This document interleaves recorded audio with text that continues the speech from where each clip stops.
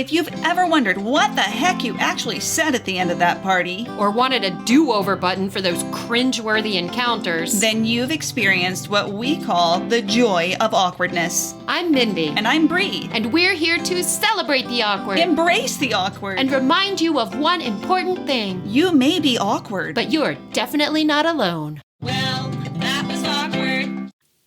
Hey listeners, it's Mendy again. Alone again.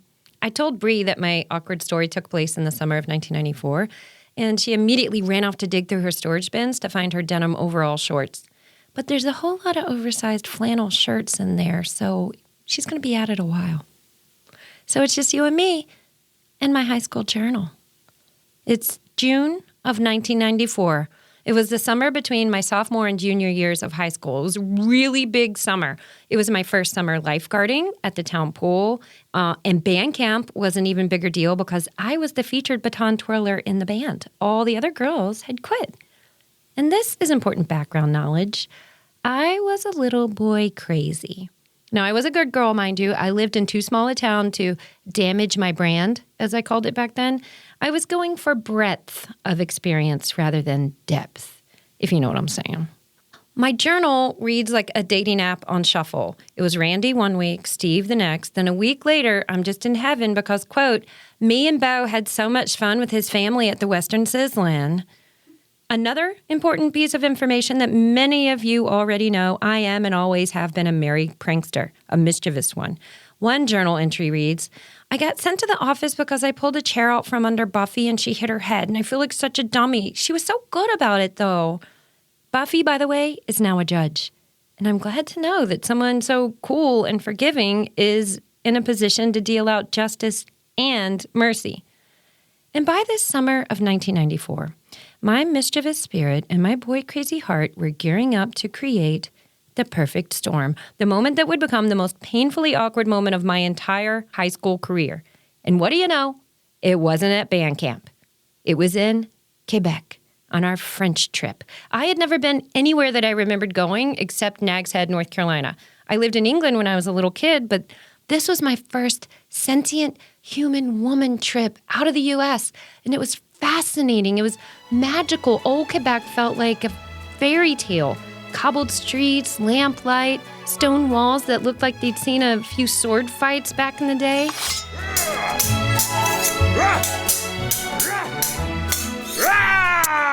I used to get a real poetic feeling just going to Busch Gardens, but this was my first taste of the big world for real. We visited a cathedral with a shit ton of crutches and canes that were attached all around the pillars and walls left there by people who'd been healed. We roller skated to French disco music. I was mesmerized by a local native musician group that played a wooden flute in a way that I'd never heard the flute played before. I actually bought their tape and would play it for years later because playing it reminded me that there was a whole world out there beyond the borders of Lunenburg County, Virginia, that there is so much to explore. We accidentally were part of an historic Expos game. My friend Cindy and I were in a line at concessions when the mascot ran by in a panic because their pitcher had rushed the mound and started a riot. And even the hotel was a blast. We'd bop over to each other's rooms all the time.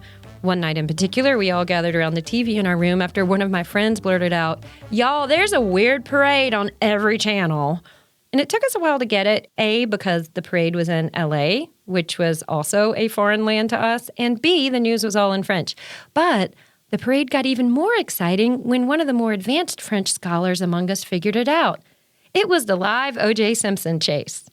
But the star attraction, the pièce de résistance of Quebec, even better than roller skating to French disco music and the O.J. parade, was Marc Poitras, our beautiful, barely older than us tour guide. He was so handsome and had a French-Canadian, but French to us accent. Boarding the bus and brushing past Mark each day was the highlight of everyone's trip. He was also funny and playful. Like, he warned us to be careful with our pronunciation when we ordered poutine, or else we'd accidentally order a sex worker. We were all in love. I still have a photo of all of us posing with him. We'd all triple dog dared each other to go in for a kiss on him when the photographer said, say cheese. And the picture, sure enough, has him making a terrified but smiling face while a clump of 16-year-old girls all took that triple dog dare simultaneously. And poor Cindy, she reminded me years later, yesterday, that I'd used the tail end of her French braid as leverage to hoist myself up and get a smooch. That was a dick move, Cindy. I'm so sorry. Oh, my God. And Mark, that poor man. And one fateful night at the hotel, the mischief really came to a head. Me and the girls thought it would be cool to do some prank calls. No cell phones back then, just the landline, the room-to-room calls. It was so easy. You just type in 3 digits. I'd already been busted before back home for prank calling. Such a dumbass. Literally pushing 0, dialing the operator and singing, "Operator, this is an emergency," and "Smooth operator." And the operator always called right back because they are the operator and they have all the receipts. But I didn't learn my lesson. Both songs had operator in them. It had to be done, often, and from different friends and different friends' grandma's houses. But this particular night, we decided to call everyone's rooms using a very special voice one of us had invented and all of us could do.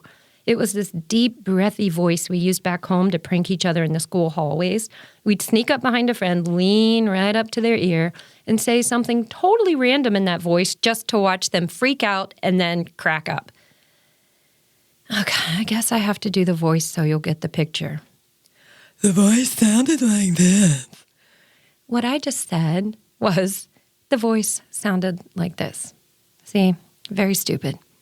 So we loaded up one of the dumbest Beavis and Butthead-worthy phrases in our rotation, put it through the voice, and went on a calling spree. We were in absolute hysterics. The next morning, we load onto the tour bus, brush past Mark, hoping he appreciates Giorgio Beverly Hills designer Imposters Eau de Perfume. Take a seat, ready for our last day of touring, and Mark, instead of being cute and fun and cracking jokes, is very stern, very, very serious. The spark is missing from his crystal baby blue eyes. His chiseled cheekbones now seem morose rather than exotic. His ever-present grin is gone. We all sit down in our seats, ready for the day's adventure into Hick Girls Europe, a.k.a. French Canada. But Mark speaks softly to the tour bus driver in French, telling him that we are not ready to leave just yet. Nous ne sommes pas prêts à partir. He stands at the front of the bus in the aisle, both hands gripping the headrests of the front seats, which are empty because, triple dog dare all we like, no one has the balls to sit that close to him. Remember, we're going for breadth, not depth of experience. And here's the part where I'm going to do a bad French accent, which actually some French folks may say is a legit French-Canadian accent. Mes amis, we have had something très terrible occur over the night. It seems that one of you has been, how do you say, menaçant? Our French teacher whispers to him, yes, threatening, menacing. Many phone calls were made, and these calls, they did strike such fear in those who received them. In hindsight, this moment does sound a little like an Agatha Christie Hercule Poirot moment. It was like when all the culprits are gathered together for the detective's final reveal, or like Clue, the movie. But imagine the detective is totally hot and the rest of us are 16-year-old girls. We know who it was that placed these calls, and we will not explore today on this our final day ensemble until the caller of these threats confess. Just then, an older girl from a group of very religious girls who were rooming together and sitting together right now on the bus stood up and yelled, "Somebody called us and said Dirty Jesus was a chump."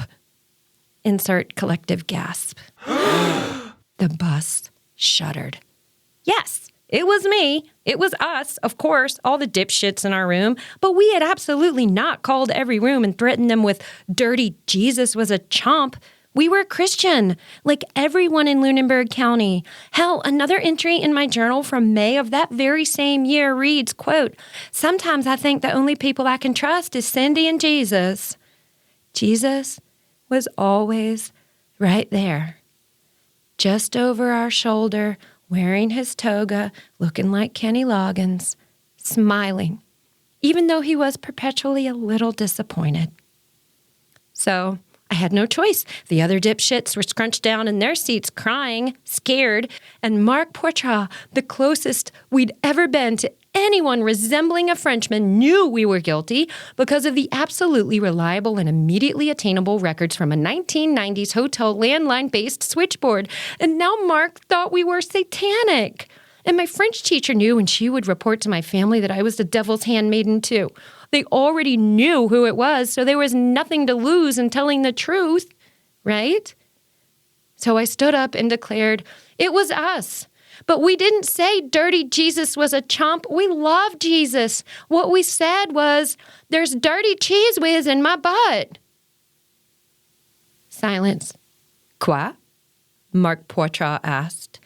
There's dirty cheese whiz in my butt. We would never say Jesus was dirty or a chump. Well, that was awkward. See, our stupid voice had apparently created some distortion in our message, or maybe it was old Quebecois hotel landlines, but either way, our perfectly innocent, however stupid prank message had been misinterpreted as blasphemy. The devil was real in Lunenburg County. If Jesus was on my right shoulder, Beelzebub was also ever present on my left one. I'd tried to make it better by telling them what we'd really said, which was somehow even worse and more embarrassing. So that's the story of how I attempted to clear my name and instead confirmed I was equally parts Beavis and butthead. My journal says, quote, I slept and cried all the way home. I never got in trouble at home. I think speaking the phrase dirty cheese whiz in my butt was too much for my French teacher. What happened in French Canada, reste au French Canada. I went on to study French throughout high school and continued my studies for 3 years in college, although I still can't say hors d'oeuvres, yet I love a deviled egg. I recently Googled Mark Poitras and found him. He'd married another tour guide from the same company. They had a son. And Mark passed away suddenly at the age of 47 about 10 years ago. And that news made me very sad.